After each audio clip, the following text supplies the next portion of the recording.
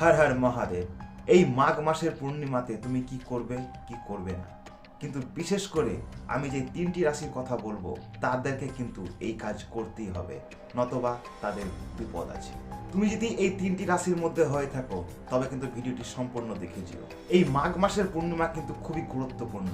এই পূর্ণিমাতে মানুষ কিন্তু খুব তাড়াতাড়ি বদলে যেতে পারে। যে 3টি রাশি নিয়ে আমি কথা বলবো, এই 3টি রাশি অনেক কাজেই কিন্তু তারা পিছিয়ে পড়ে। রাশি 3টি হচ্ছে মিথুন, বৃষ আর সিংহ। এই 3টি রাশিরই কিন্তু করণীয় আলাদা আলাদা আছে।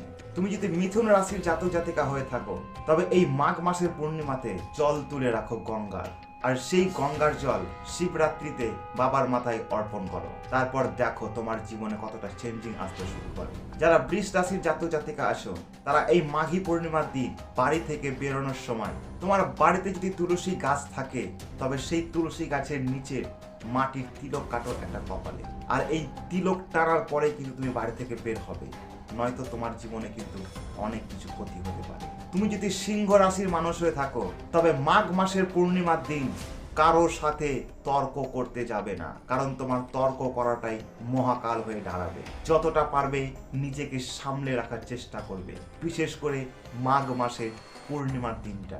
যে 3টি রাশির কথা আমি বলেছি সেই 3টি রাশি যেন একটু নিজেকে সাবধান হয়ে চলে, নয়তো কিন্তু বিপদ আছে। কারণ এই রাশির ভাগ্য খুবই খারাপ হয়ে থাকে। যদি তুমি এই পূর্ণিমাতে এই কাজগুলো করো তবে কিন্তু তোমার ভাগ্য অনেকটাই ভালো হবে।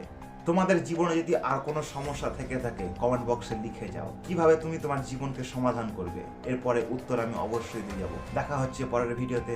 জয় শিব শম্ভু।